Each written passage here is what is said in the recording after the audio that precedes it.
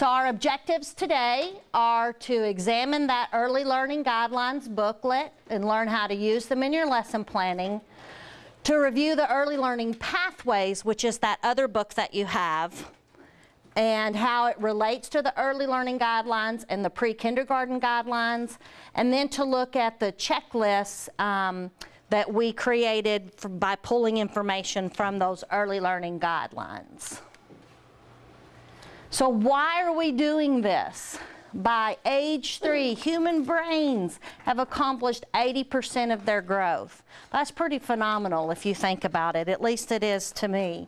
And there's two main factors that are going to affect that. One is the caregiver, which is you. For a lot of kids, you are their primary caregiver. They may live with mom and dad at night and sleep there, but if you think about in terms of who's spending the most time with them during the day, it's probably you. And so the caregiver can be anybody that's taking care of the child and has an impact on them. And then the environment in which they live, in which they go to school, are the things that are really going to affect that. So these early learning guidelines, that is the real name, infant, toddler, and 3-year-old early learning guidelines, but that's way too much for me to say every time, so we're just going to call them early learning guidelines or guidelines and throughout the training. That book is yours to keep, so you can write in it. That's why I gave you sticky notes. You can have sticky notes to put in it, however you want to do it, but it is your book. And to use in planning for your class. But it's also for parents and teachers to understand like developmental milestones, where they should be, and then what parents or teachers can do to help promote that. And it is for ages 0 to 48 months. Then we have the pre-K guidelines, and that picks up at age 4. It does list things for age 3 in there, but this is what's going to lead us then into kindergarten and what's required for kindergarten. And all of your centers should have a copy of this. If they don't, it can be downloaded from the TEA, which is Texas Education Agency website. So you have these two books, and then you have this Early Learning Pathways book. And the purpose of that book is to blend those two together to show you how, here we have this pre-K 4 skill, this is where we want to be, and how does that look all the way back down into that 0 to 8 months. If you came to any of the lesson planning with books sessions that we did, if you think about those colored sheets that we talked about, the vertical alignment, where it had whatever the lesson was, and then we had 0 to 8 months, 8 to 18 that went across and showed you, here's what it looks like in the different age groups. That's modeled after this book. And so that you can it can help you to see kind of where you fit in the scope of the teaching of the child. And so Texas's Early Learning Pathways is also a mouthful, so I'm just going to call it the pathways throughout the training today. The Early Learning Guidelines are not a developmental checklist, they're not an assessment tool, they're not curriculum. They're not permanent and unchanging, and they're not exclusive. So just like any other curriculum, you have to pull from other things. Maybe you use Frog Street or OWL. You don't do everything just from there, right? You have to go and pull pieces from other places. And it's just a kind of a tool to help you to see where the children need to be going and what you can do to help them to get there. So first we're going to turn in your guidelines book to page 9. The pieces are divided into 4 developmental domains, which you have up here at the top. And then each of the domains is divided down into components, and then the components are divided down into indicators. And then each indicator will show child behaviors, like what does that look like? And then what you as the caregiver, they refer to that as the caregiver strategy, what you as the caregiver can do to help promote that skill. So our domains are physical health and motor development, social and emotional development, cognitive development, and language and communication development. And as we go through them, some of you might think, well, you know, I teach 0 to 8 months. I don't really care what, you know, happens over here at pre-K 4. And then pre-K 4 may say, well, I don't really care what happens over here at 18 to 36 months. It's all part of that one child. And so when you're looking at those skills, you may say, well, I know this is where they should be, but they're not. And so then it will help you to be able to go back and look and see, where are the holes? Where are the gaps? What do we need to do to help catch them up to where they need to be? And then as we go through each of these, think about how they all relate back to language and communication, and how that's a big piece in that puzzle for all of the children. This is a slide from another training, but for me it's the thing that kind of hit me over the head that said, wow. So they did a study looking at how many words children in homes hear, and listed them out in professional, working class, and high poverty. And so by age 4, children in high poverty homes have heard 32 million fewer words. 32 million, that's just age 4. They haven't even gone to kindergarten yet. So then you have to get to 5, and some of them don't even start kindergarten until they're almost 6. And so you think about, man, that is just continuing to grow, that gap. And that's kind of scary. So we have to do what we can to help those kids to reduce that deficit in the number of words that they have heard. So the first domain we're going to look at is physical health and motor development. So turn in your book, if you would, to page 21. And this is where this domain begins. So you have some pages there that you can read. We're not going to go through those now. But then turn over to page 24. You see in that pink box there's a health and well-being. That's what they call a component. So that is one component of this domain. And then under that you see indicators 1 through 6. So then they take those indicators and show in these various age groups, what does that look like? What does that look like for what the child would do, and then for what the caregiver would do? Then if you turn to the next page, page 26, you see in that pink box again, you have gross motor skills. That's another component. You have 4 indicators listed, and then what that would look like in those age groups. Same on 27, you have fine motor skills, 4 indicators, and then it moves on into what it would look like in those age groups. So take a minute and go back to page 24 and look at what age group do you teach. And then read through quickly on those, with each of those components, the child behaviors and the caregiver strategies that are associated with that. All right, now that you've kind of had a chance to kind of look through, and hopefully that'll kind of help you to understand a little bit of how this book is organized. So let's look at things a bit more closely as it relates to physical health and motor development. Babies, we have little babies, they grow so fast. They gain roughly an ounce a day, and they grow about an inch a month. In those first 2 years, they are then about half of their adult height. And they grow in spurts. They don't just grow in a straight line. So if you think about maybe a time where somebody in your class was grumpy. They were just grumpy. It was like, oh, they just didn't feel well.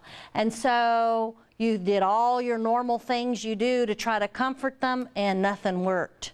Maybe they were growing that day. Think about yourself. There are days where you just feel kind of right? And kids do the same. Brain development. At birth, the brain weighs 25% of its adult weight. By 2, it's 75%, and by 5, it's 90% of its adult weight. That to me is phenomenal as well. And then the brain develops and continues to develop into your 20s, early 20s. And as children and people are exposed to different things, it creates those connections in the brain. And if there's not enough stimulation, then those connections are not going to happen. If you've been to a training with me before, you know I talk a lot about my kids. And we've talked about Hope, my middle child, some, but today we'll talk more about Harper. Harper is my youngest child. She just turned 10 in January. And I got Harper, all my kids are adopted. I got Harper when she was 6 years old. And 5 of those 6 years, Harper literally sat in a bed. They're all from Guatemala. And so she literally sat in a bed. So she didn't walk till she was 3.5 years old. There's nothing wrong with her walking mechanism, but where are you going to go when you're sitting in a bed? You don't need to walk. And so Harper did not have the stimulation that she needed to have as a young child. And, you know, so these connections in Harper's brain did not exist. She didn't get those things that she needed. And she could be the poster child, you know, for saying that this is your role as caregivers and parents is so important because this is what can happen. And so we'll talk a lot about Harper off and on today. And kind of relate these things and what it can look like in them. Gross motor skills, that is using large muscle groups. That's things like running, jumping, climbing. Fine motor skills are things such as reaching, grasping, coloring, turning pages. And so think about your classroom, what your classroom looks like, what kind of materials you have in your classroom that can help promote those, the development of those skills. Now we have some key caregiver strategies that are going to encourage physical well-being.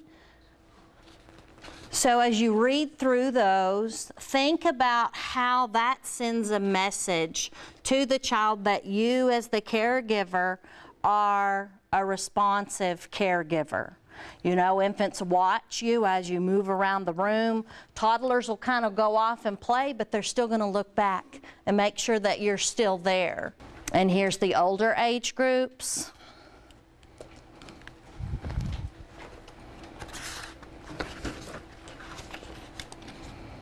So now it's your turn to do a little looking at your book and thinking about what you're doing and teaching in your classroom.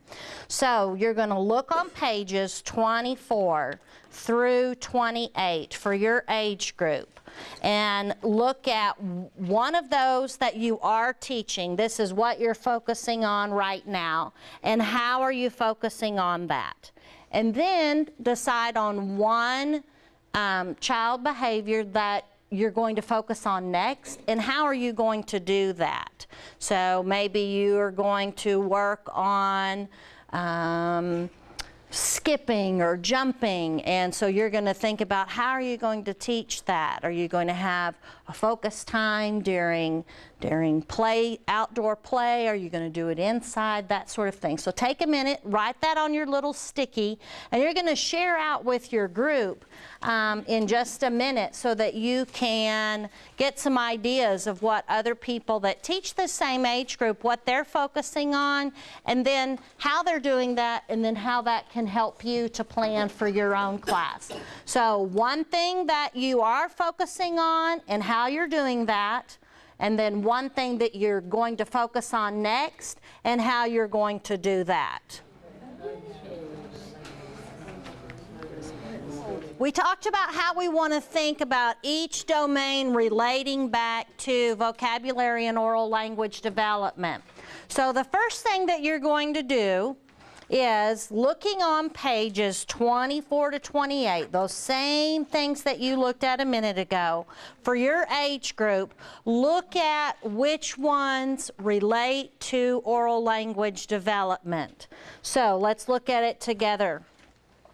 So 0 to 8 months, gaze at object, person, or toy. Does that have to do with oral language development? Maybe. Turn towards sounds and noises. Does that have to do with oral language development? Yes. Cry when hungry and quiet down when picked up for breastfeeding or when they see the caregiver with a bottle. Yes, that's their form of communication. Begin to calm during bath time. Maybe, maybe not. Babble and coo with caregiver during diaper changing time. Yes. So you're going to do that for your age group. Just kind of maybe make a little dot or a little circle and note which ones for your age group in those 3 components relate to vocabulary and oral language. Then you're going to, as a group, decide on one more caregiver strategy that you can use in that domain that relates to vocabulary and oral language development. For example, in the physical health and motor development, 0 to 8 months, and having it relate to vocabulary and oral language, we have sing a song while changing a diaper. Okay, so that would be vocabulary and oral language development in with changing a diaper, which has to do with the well-being of the child, right? So you're going to make one little sticky for your group. You don't have to do one for health and well-being, one for gross motor, one for fine motor. You can if you want to, but you don't have to. You can just pick one that you want to do. Write it on there and come add that up here to the board. Okay, so I'm going to give you a few minutes to first go through and mark which ones have to do with vocabulary and oral language, and then one additional caregiver strategy that's going to promote vocabulary and oral language within this domain. All right, let's move on to our next domain. You guys gave some good suggestions of things here, and in a little bit we'll have a time where you can come by and read them. You maybe want to bring your phone up and you can take a picture so that you can have them for later. Those ideas I know I heard over in here, oh, that's a good one, I haven't thought about that in a long time. And so hopefully that's what this is for, is to help you to think, oh yeah, I hadn't thought about doing it that way. And then that will just help you to grow and improve as a teacher. So our next domain that we're going to look at is social and emotional development, and you can flip over to there, that section on page 33 in your book, in your guidelines book. The components in this domain are trust and emotional security, self-awareness, self-regulation, relationships with others. And the goal of being successful in this domain is the ability to identify, understand, and express one's feelings, and to read the emotions of others. So in thinking about my Harper had none of this. Harper lived in an orphanage.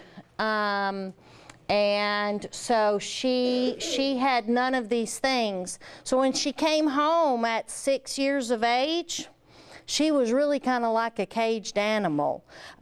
She didn't talk. She was nonverbal, but she had, you know, she didn't even know what her body parts were. She didn't know she had a belly button. You know, she'd never even like really looked and seen what she had. So she had no awareness of herself. She had no self-regulation. She could, once she learned rules, and even today, she's been home 4 years, she could say, look you right in the face and say, no pull hair, and she's going right for the hair.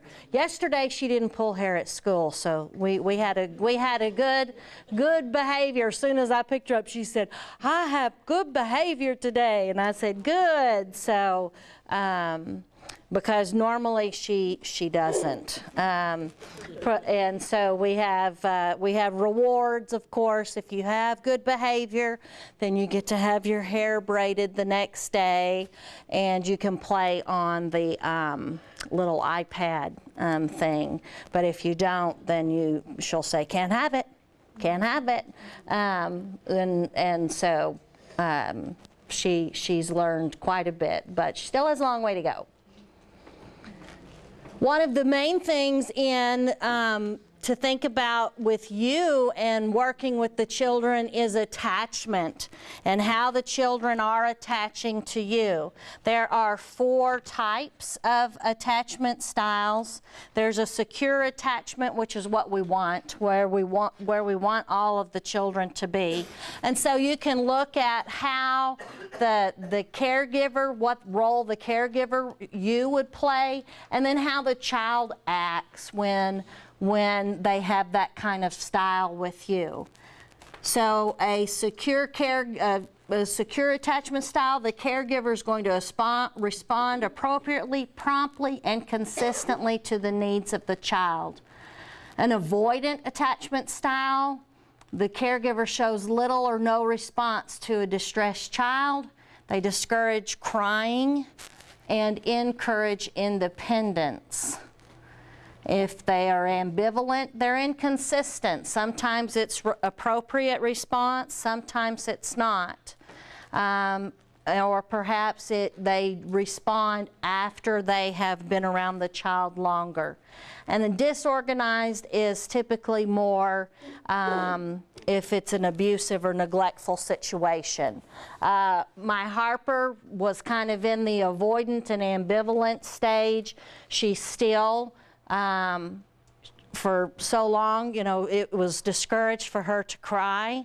And so today, even just yesterday, I got onto her and she cries really easy, but she doesn't want to cry, so she tries really hard not to cry. And if she does, then she's real quick to wipe her tears. She wears glasses, and she doesn't want you to see that tears are coming down her face. And so, you know, Harper has a lot of hang-ups. And some people say, well, you know, did you know what you were doing when you adopted her? And yes, I did. I knew she was going to be a mess from the get-go. So, granted, you're not the parent of these children, and maybe some of them, you do have your own child in your class, but just think of the difference that you can make in the time that the child is with you by showing them that type of attachment. These are some key caregiver strategies for trust and emotional security. So read through them, think about how does this send the message that I am a responsive caregiver. And the older age groups,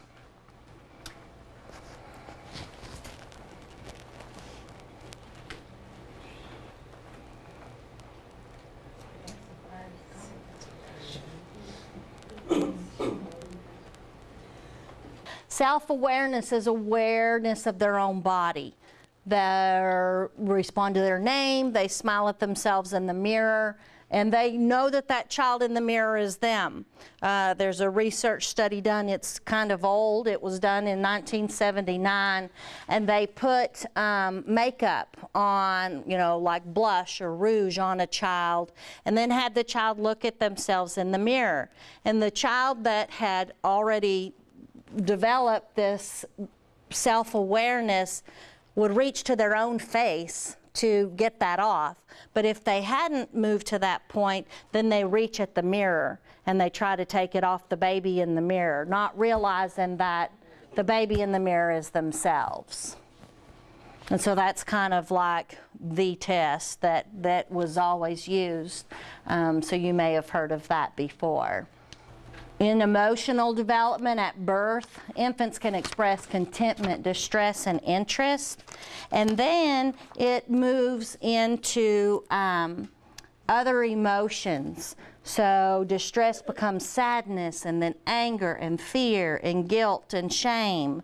And so then when children are under a great deal of stress and you see them regress and they come up with these behaviors. I heard somebody in this group saying, yeah, but you got to think about what's going on in the home. And that's true. You know, they come in and they're acting like a nut today and nothing has changed. And so maybe something happened at home this morning or last night, or you know, something is an ongoing issue at home. And so it's natural for us to see that digression, and we see some of these younger behaviors come out when they're in that stressed place. And then it also is, you know, like my poor little Harper, you know, she got lost in the development of these things. So she didn't have those.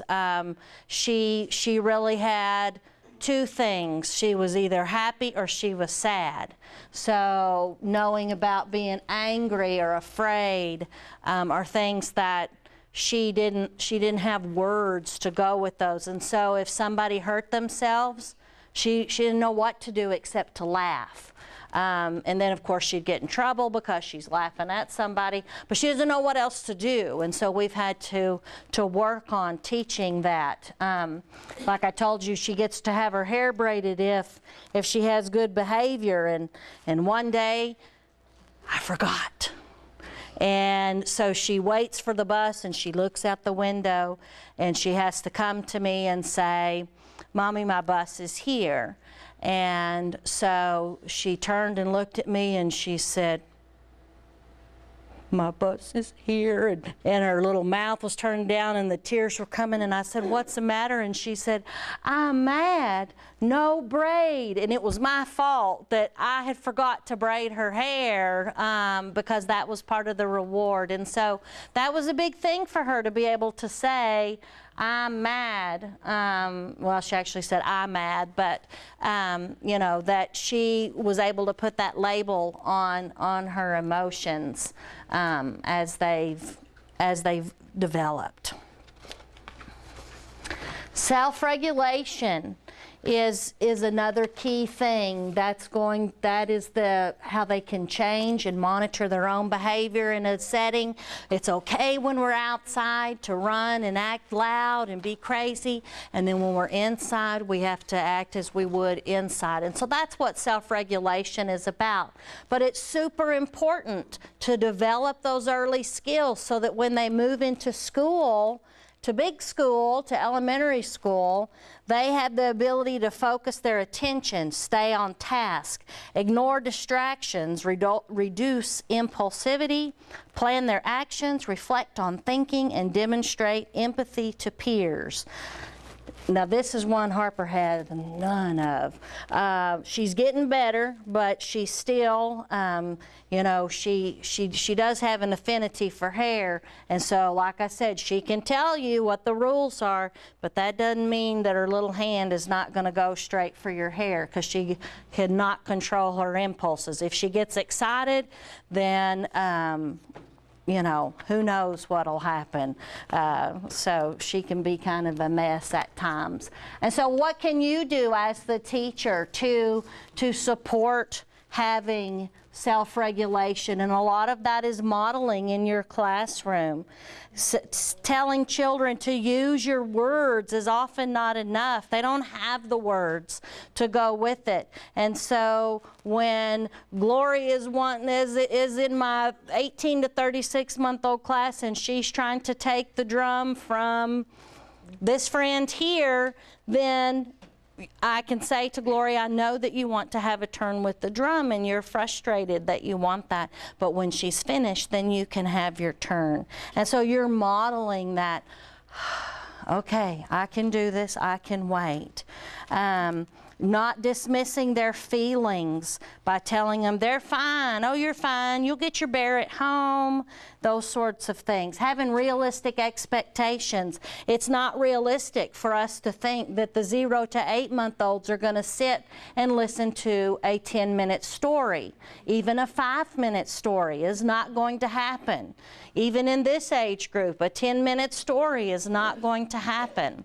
So to have those realistic expectations and having an appropriate classroom environment, having something that's predictable and some structure that they know, oh, we're going to have lunchtime. After lunchtime, we're having rest time. They know because you do the same thing over and over, and they have learned that from you. So using a picture schedule is another way that you can help children with that. And developing relationships with others. This is starting now, and this is going to lead into how they do these, how they form friendships. And you can do that. You can support it by modeling caring behavior and showing them to have caring behavior. I was in a classroom doing observations, and this was a 2-year-old class, and the little boy was in the home center, and he had a baby doll, and he was loving the baby doll, and then he spanked that baby and he put it down, and the teacher said, "Oh, what happened?" And he said, "Baby's crying. You spank the baby when the baby's crying." And the teacher said, no, when the baby's crying. And she picked the doll up and she said, when the baby's crying, we have to love the baby. We have to love the baby. We don't spank the baby when the baby's crying.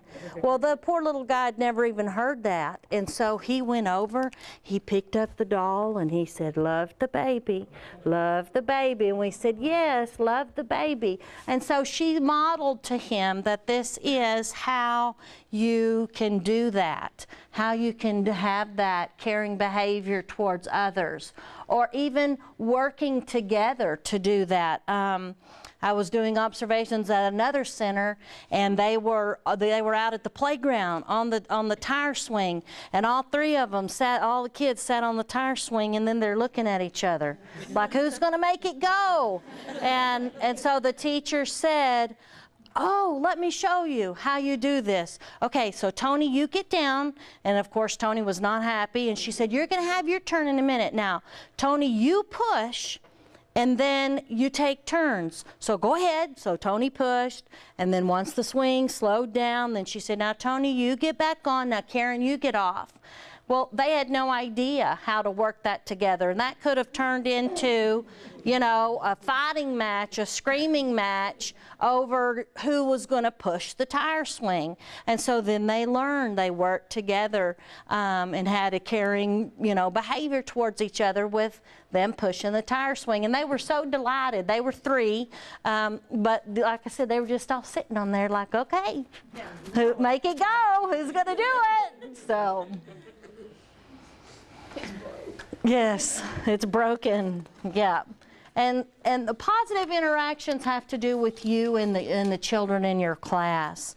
Not losing control of yourself even when they make you angry. One of the first times I was in a Head Start class, the child was pouring his milk, and they were using like a little, that day, I don't really know why, but they were using like these water cups, like a plastic kind of flimsy cup, instead of the normal cups that they use. Well, the little guy knocked it over and the milk went everywhere. And I thought, oh my, I'm going to see what this teacher's going to do. And she said, that's all right. Everybody does that. Let's clean it up together. And she helped him get the materials to go and clean it up. And I thought, you handled that so well. And I told her afterwards, I said, you did a great job of modeling how you would act appropriately and not fly off the handle that the little guy had poured his milk out all over the floor. So.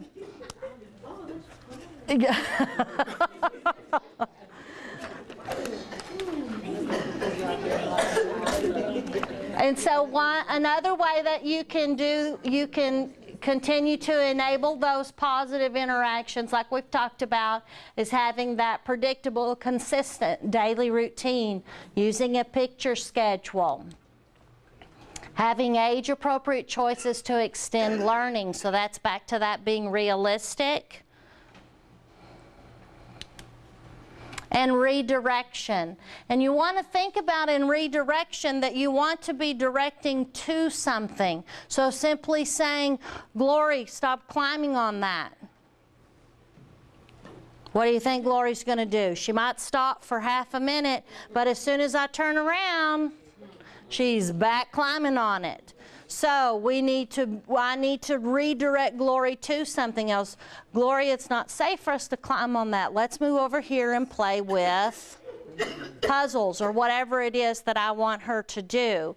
So keep that in mind. I hear that some when I'm visiting classrooms is the start of a redirection, but it's not complete. And so think about what it is that you're wanting them to do and to move in that direction. And giving options if it's truly an option. Don't say, are you ready to go outside, when staying inside is really not an option.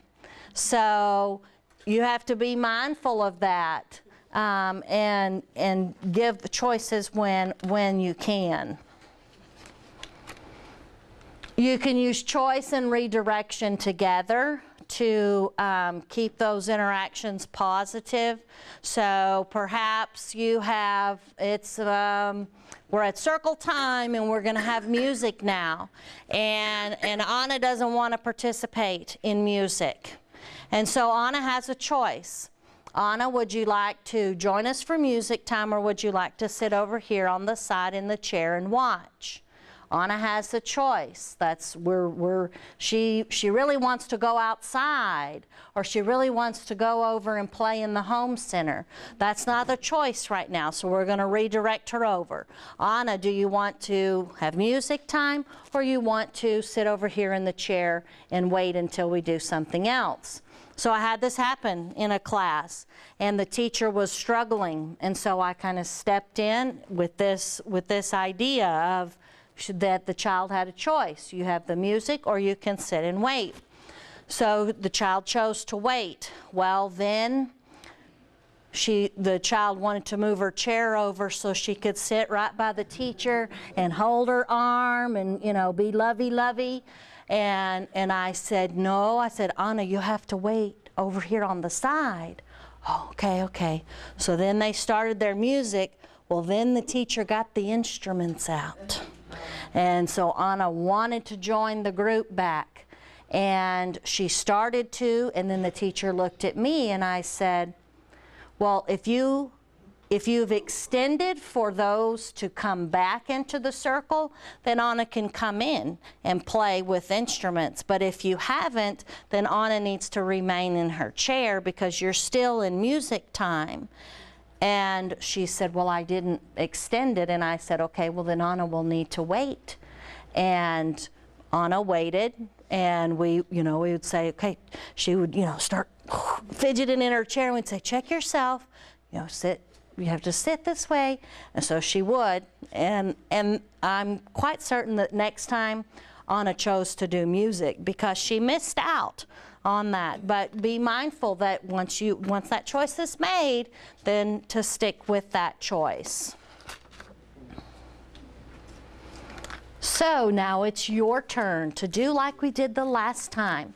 So you're going to look at the behaviors and the caregiver strategies that are listed on pages 36 through 44. And you're going to pick the one that you are working on and how you're working on that. And then which one you're going to work on and how you're going to work on that one as well. So take a couple minutes. You're going to do that quietly yourself, and then you'll share around your table. Your next assignment that you did the last time, maybe you've already got a jump start with your group on that. So you're going to go through those, through the caregiver strategies again, and what relates to oral language development, and what's one more thing that you could do within social and emotional development to promote that. So you want an example? Let's see. So this one is naming the body parts without a mirror, and naming the teachers, using an emotional chart to if they don't have the words, you know, those charts that have the different faces on them, to help them to figure out what it is that they're feeling. So these are some things that, you know, this is the sheets from Thursday night's group. So I left them here because they have useful information. But go ahead with your group and go through those. Mark what relates to vocabulary and oral language, and then come up with one more caregiver strategy that you can add that would be promoting social and emotional development. There was something I heard in a discussion over here that I failed to mention in the last slide. Oop, I'm going the wrong way. But in thinking about your classroom setup and that you normally have like a safe place or a quiet place, or if you don't have one that's specific to that, you probably have a reading center. And so in your classroom environment, think about, do I have that in a quiet place? We've been in some of the classrooms and they have that right next to the blocks, or right next to home center that is obviously going to be loud. And so if I'm a child who's struggling and I need to have a place to go try to kind of collect myself, it's going to be hard to do that next to something noisy. So you might think about your classroom setup. If you don't have that in a quiet place, that you might want to move it to be a quiet place. So I'm glad I heard y'all say that, because I failed to mention that earlier. Cognitive development. This is page 63 in your book. Now, I know that really language and communication development's next, but we're going to skip that and we'll come back to it. We're going a little out of order. So cognitive development, our components are exploration and discovery, problem solving, memory, and imitation and make-believe. So what is cognitive development? That is the growth in their thinking, reasoning, and understanding. And so that's going to contribute to them having, you're fine, curiosity and persistence and independence as they continue to grow older. In 4 to 7 month olds, that's the understanding of just simple cause and effect. I have a toy, I drop it on the floor, it's going to make a noise. So they know that's going to happen. They begin to understand object permanence around 12 months. That's the idea that just because I can't see it doesn't mean it doesn't exist. In early toddlers, it's building concentration and problem solving. 2-year-olds, it's moving into learning, and 4-year-olds, it's making decisions, improving attention, understanding sequencing and time, and asking for help. And that object permanence continues all the way through there. It's mom is not here, but mom is at work. Mom is going to come back for me. That's something they have to learn. But that's also key in your learning. You have to be able to hold that thought in your head in order to be able to do something with it. And this moving into understanding sequencing, when you tell a 4-year-old, okay, let's go put your shoes on, it's time to go, you don't have to say, first, get you socks. You need 1 sock for each foot. Put 1 sock on, the other sock on, shoes on. They know all of that. They know that that goes together. That when you say, go get your shoes on, it's time to go, that they need to get socks, shoes, get them on, tied, Velcroed, slip on, whatever they are, and then they're ready. But you don't have to give all of that instruction because they know that. This is also when we move into higher level thinking. This is a crucial piece of the puzzle for our children to be able to think beyond just giving a simple answer. Exploration and discovery, exploring their environment with different textures, using their senses, playing with cause and effect, with throwing, dropping, rolling, squeezing, all of those things that are also part of their senses, and then continuing on with object permanence. Again, object permanence is that something continues even when it's not present, and that ability to hold that idea and that concept in their mind. That's the foundation for learning and for thinking skills and abstract thinking. These are caregiver strategies, key caregiver strategies that encourage exploration and discovery.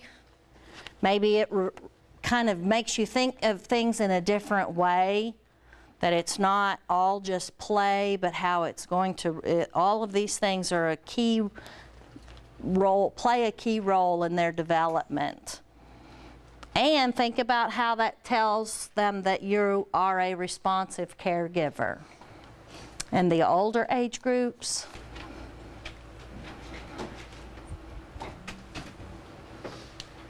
problem solving, using imagination and creativity in approaching problems and tasks. So this is experimenting with different uses for objects. Maybe they're using a little, art-shaped block as a telephone. They're looking at puzzles, how puzzles go together. We were in a one-year-old class one day, and you could almost see the little brain wheels spinning on this little girl, because she knew that puzzle piece went right there, and you just watch her turning it to get it to fit, and then she would get it in there, and then but she knew she couldn't just keep slamming it. She had to turn it to get it to fit. Using their imagination to solve problems, apply their knowledge to new situations. This would be that if we said we're having hot dogs today, we have 3 hot dogs. They know that we have 3 hot dogs, they have 3 buns. They know that in younger children, it is that this pile of 4 toys is more than my 1 toy. And so all of that plays in here. So this is one of the things that for me is fascinating. I like science, and I find the way that people learn and the way that we retain information to be just phenomenal. So in thinking about memory, how children store and use information. So you have a sense, something senses you. You feel your shirt on you. If it's insignificant, like stop and think, do you feel your shirt touching your back? You probably do, but it's insignificant, and so you release that. Your brain doesn't hold on to that. But your shirt is too tight, or it's squeezing you, or you have a tag on it. Then it gets stuck in here in this short-term memory, and you rehearse it over and over and over, and then it moves into your long-term memory. So in thinking about why kids like to do that over and over, we've read this book every day. Yes, that's because they're rehearsing it, they're moving it, they're having it as one chunk. When you look at that word short, in your mind, you don't say S-H-O-R-T, short. You look at that word, that exists in your brain as that word, short, right? None of you looked at that and said S-H-O-R-T. You looked at that and you said short. So if they don't have enough rehearsal, it's not going to move over to their long-term memory. And so that's why we have to do it over and over. Think about, how did you learn about a farm and a barn and what happens on a barn and a farm? You can't even remember, can you? Because it is already in your long-term memory that on a farm there's usually a barn. Animals live in a barn. Sometimes it's used to store equipment. But we have to teach that to our kids, because many times they don't have that rehearsal. They don't have that exposure to it. And so if you're talking about the word enormous, that the tractor is enormous. Well, if they don't know what a tractor is, how are you going to teach that the tractor is enormous when they don't even know what that is? So for me, in my thinking, this like I could talk about this all day. I won't do that to you though. But it's fascinating. There's a book that I read that's on why students don't like school. And a lot of it is because as they get older, they don't have these pieces over in their long-term memory. They haven't had that exposure enough times that they've been able to then pull back on that information. They don't have that background. In talking about this with Harper, Harper loves Frozen. Loves, L-O-V-E-S, loves Frozen. Everything she got for her birthday last month was Frozen.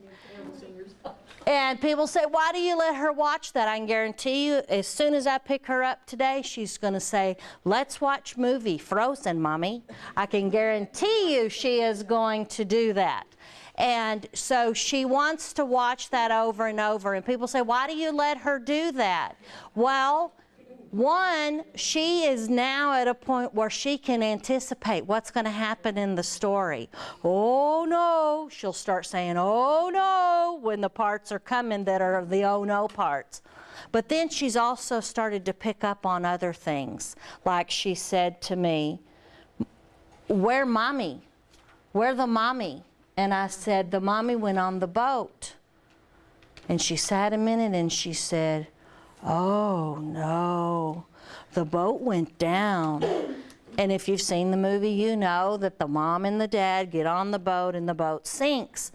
So, but it's only through watching that over and over and over that she's been able to pick up on that.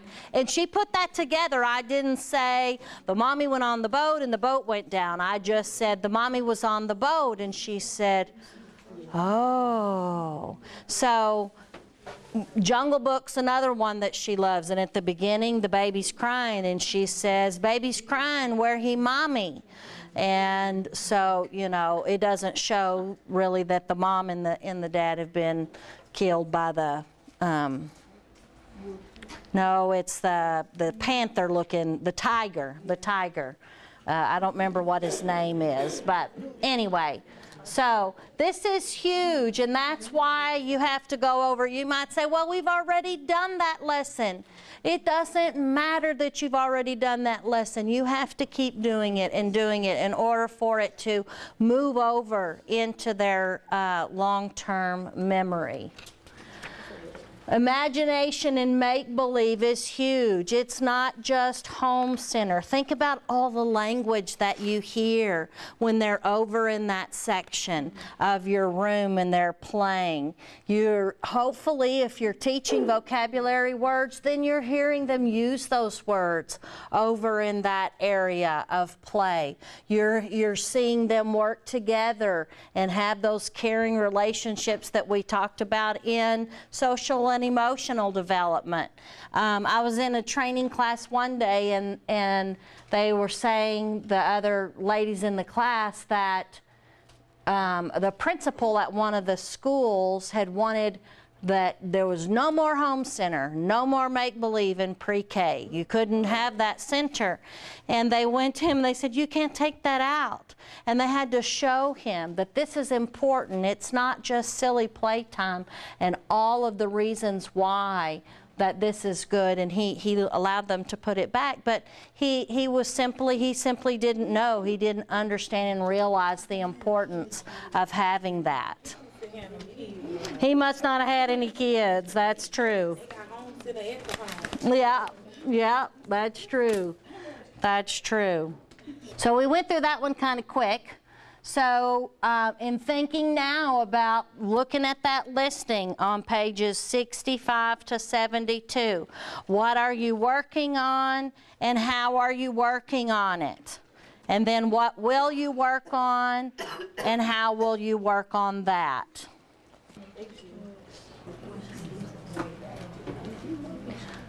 So moving on to how can we promote oral language development in with our cognitive development? What does that look like? And then, so going through and marking those like we've done before, well, which ones relate, and then coming up with one more caregiver strategy to add to the listing.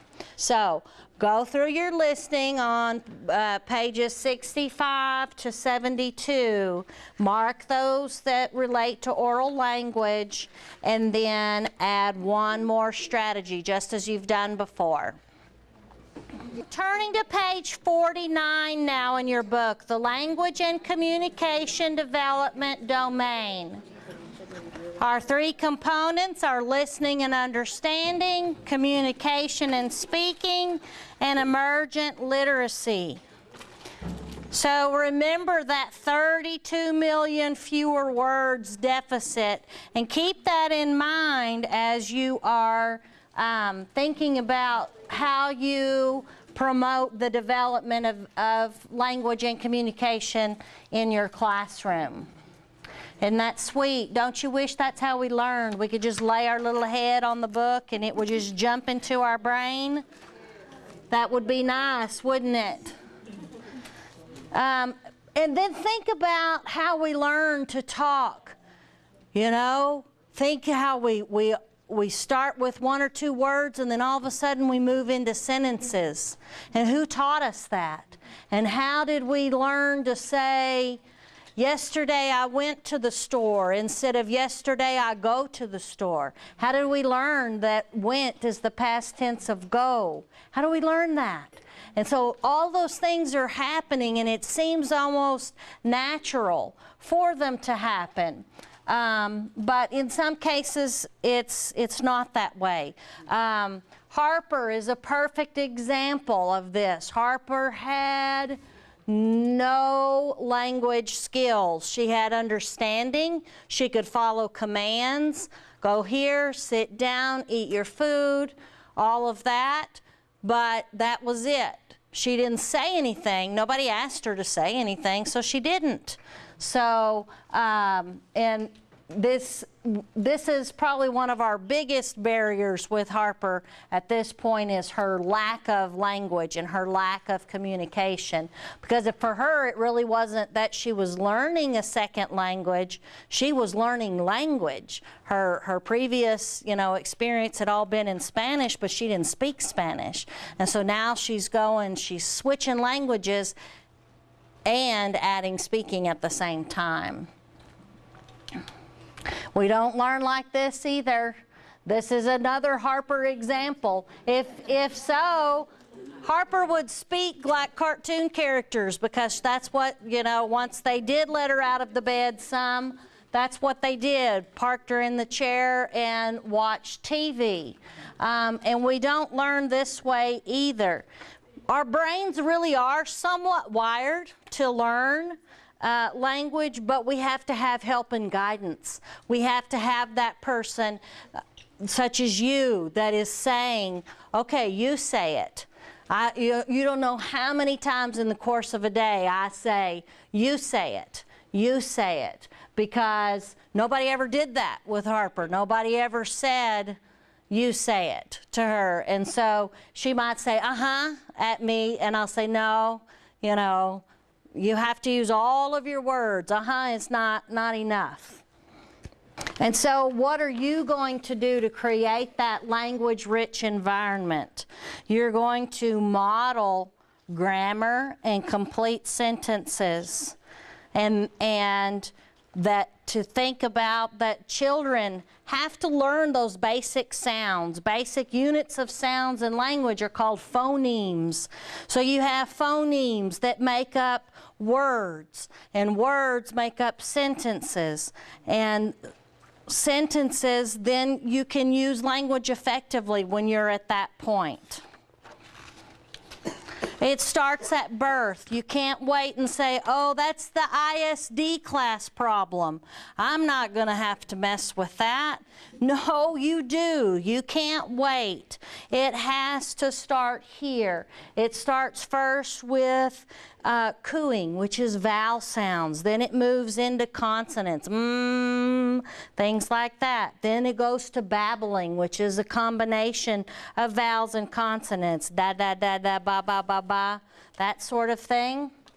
Then they have the first word, and they use that one word to communicate a whole thought. So that little guy might say, cup, and he's asking, is that my cup? He might say, cup. This is a cup. That's what he's sending a message in. Or he might say, cup, because he wants his cup. He wants his drink.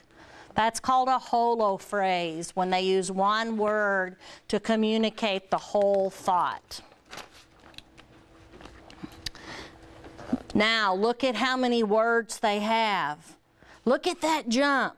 From 18 to 20 months, that's a little over triple. It's almost 4 times the amount of words in just 2 months. It's phenomenal. Think about then you have 4 months and it doubles. And then look how it grows.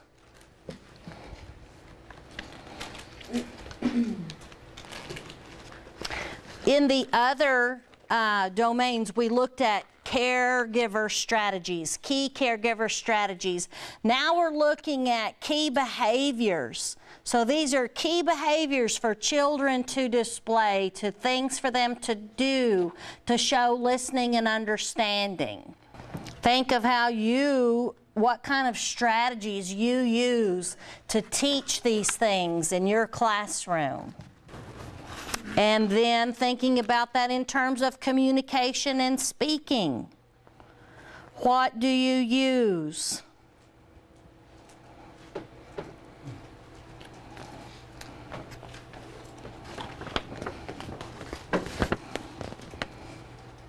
When he talks about telegraphic speech here at 24 months, that's where they're using like 2 words together to have a whole sentence.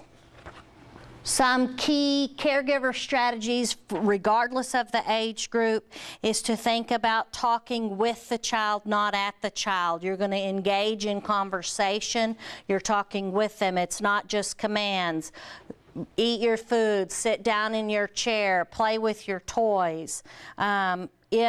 If that were enough for them to learn language, we could just prop them in front of the TV and they could get that. But that's not it. There has to be that interaction that has to happen. Reading, talking, playing. Reading, talking, playing. All those things are going to, it doesn't matter how old they are. Those are all important things. Read, read, read. You should be reading every day to the children in your class. With infants, they're probably looking at the pictures only, and you're talking about them. You may not be reading the words on the page, but you're at least talking about what is it that we see on this page, allowing them to touch them, put them in their mouth. Those sorts of things are all part of how they're going to learn. Using their interests, what are they interested in? And having books along that support that. Some strategies with speaking are modeling correct grammar, helping to expand that toddler response. So if the toddler says, doggy eated, then you might say, that's right, the dog ate his food. So you've taken that little telegraphic sentence, those 2 words, and you've expanded that for them. You might even expand it further and say, the doggy was hungry, and that's why he ate all of his food.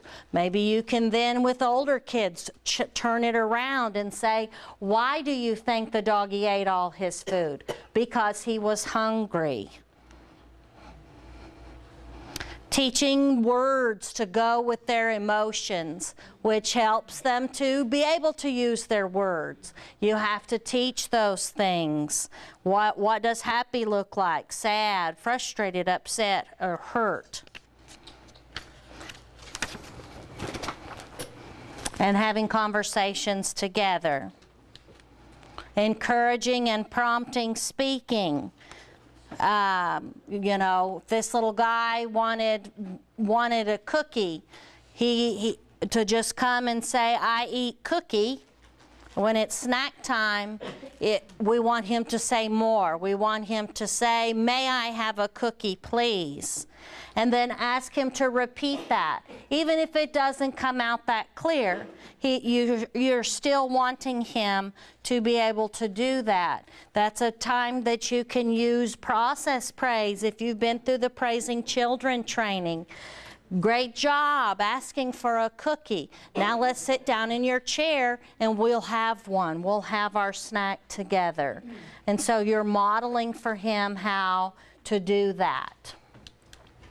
Using open-ended questions, not just yes or no. This is part of that higher level thinking, early stages of that. Asking, why is the little boy happy? How did the puppy feel? Those sorts of things, and letting them, even if there is a set answer, that there could be some choices. For example, Harper and I have been reading a book about a little girl who plays in the bathtub, and she has a fish and a tugboat and a duck that she plays with. And so I said to Harper, I said, what did the little girl play with in the bathtub? And she said, soap. Well, I didn't say what toy did the little girl play with, because she's right. There's a part where the little girl plays with the soap and she makes the bubbles, and there's bubbles all over the bathroom. But so she answered the question correctly. I didn't ask a very specific question, but there were multiple things that she could come up with that the little girl played with while she was in the bathtub. Again, the literacy, we can't wait. We can't be the ISD problem. We have to start now. It's not something we teach one time. We don't teach, I teach literacy only when they're 4. No, we're going to start that right over here with the 0 to 8 month kids. They're going to be reading. They're going to be listening. All of those are key pieces to being a literate person.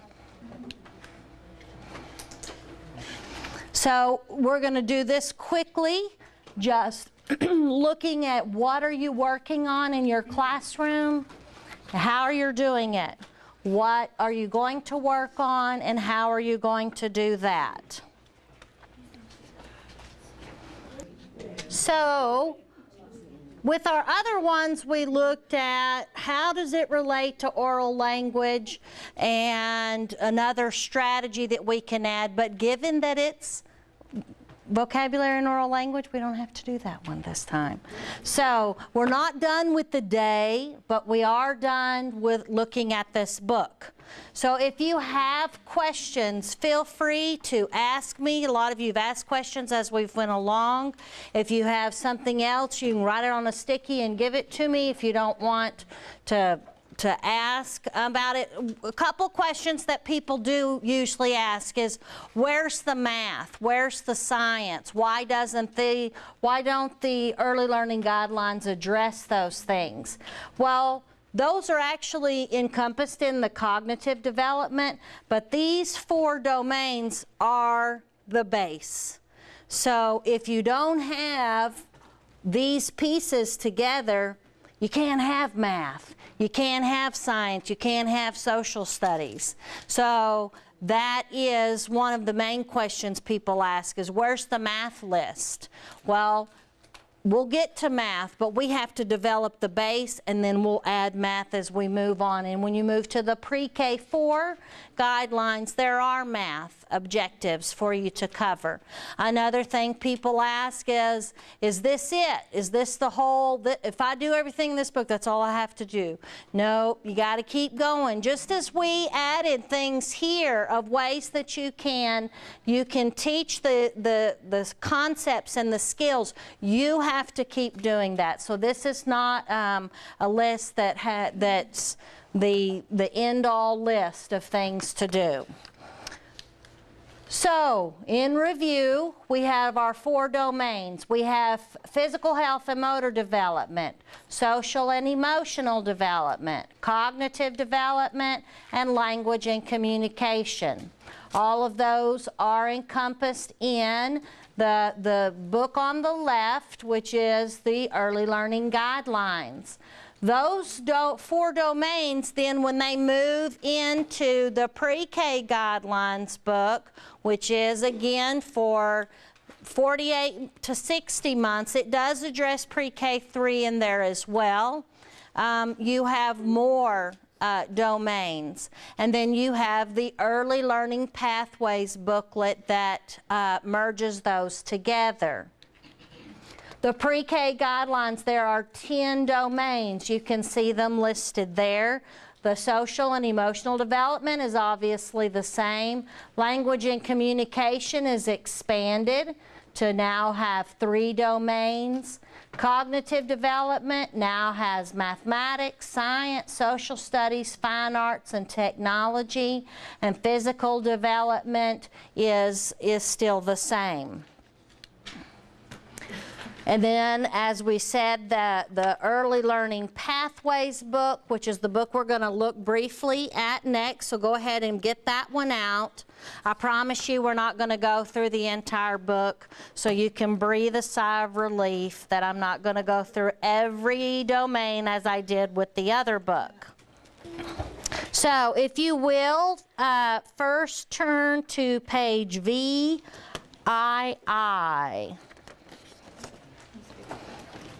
Okay, it's in the front of your book. It talks about how to use this book, who would use it, caregivers, parents, administrators, and trainers.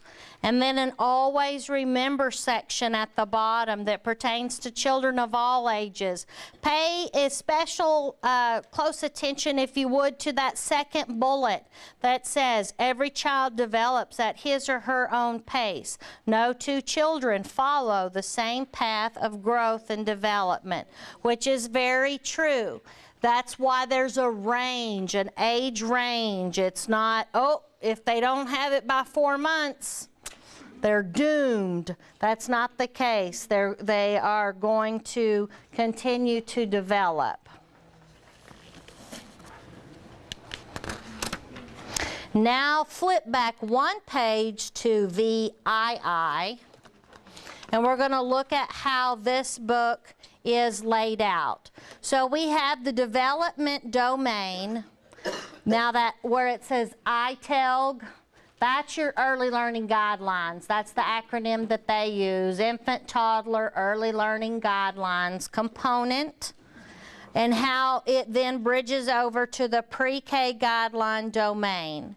And then it breaks it down into topics and what the skills are in each of those topics across the age range. One thing I like about this book too is it kind of gives some tips for looking and working with parents. So we're only going to look at one one domain. We're going to look at the language and communication. So if you'll turn in your book past that tab there to page 7. So you see at the top you have pathways of language and communication development. You have listening and understanding. That is out of the early learning guidelines. It then moves over to become language and communication. Then you have down the left, you have listening. And what does listening look like across those different age groups? You have understanding, what that looks like. Rules of conversation, what that looks like. And so then flip to page 8. This has more strategies. Most of these strategies are not things that are listed in your early learning guidelines book. So using these two together is important, and a way that you can get more ideas. And remember too, like we talked about when you were coming through and looking at the additional strategies that you guys added, that you might need to look up and you might need to look down. Maybe you have some kids that they're missing it. They have a big old hole there. They don't have those skills. So let me go back and look at how I can do that and look at the younger age. Let me see how I can advance that and make it harder if it's a skill that they already have. And then you'll notice that there's a tips for working with parents. Some things that you can suggest parents do at home. Maybe your center is having, some parent education. You could use those things. So turning then to page 9, you have communication and speaking and how that leads over to language and communication. On page 11, you have emergent literacy moving over to emergent literacy and reading. And then on page 13, you have emergent literacy moving over into emergent literacy writing. And then, as with all of the others, you have those caregiver strategies on the following page, along with tips for parents. You'll notice that on every page, it says, remember that skills can overlap across age ranges because children develop at their own rate. So it's just reinforcing what we looked at on that other listing. So we've covered a lot of material, and then you're thinking, well, how in the world am I going to keep track of all of this? You may use an assessment. Maybe your center has something in place that they do or use to help you track that. Maybe they don't. One of the things that we did was I went through and I took all of the child behaviors in that language and communication section, and I put them into a form so that it will help you to track that. And that's the checklist that we referenced earlier at the beginning with the objectives. And it comes in 2 formats. One format is for the whole class, and you would list the names across the top. As you can see there, we have Brianna, James, Mohammed, and Lucy. Miss Sally Smith is the teacher, and then it says week of. Well, it says week of instead of day of because that's a lot of things to assess in one day, and it's a little hard to assess in one day. And so this kind of gives you like in the course of a week. Now it's not a test. You're going to mark what is it that you see. What do you normally see this child doing? So up there at the top you see 0 is never. 1 is seldom, so less than 25% of the time. And again, these are approximations. This is, again, what do you see happening?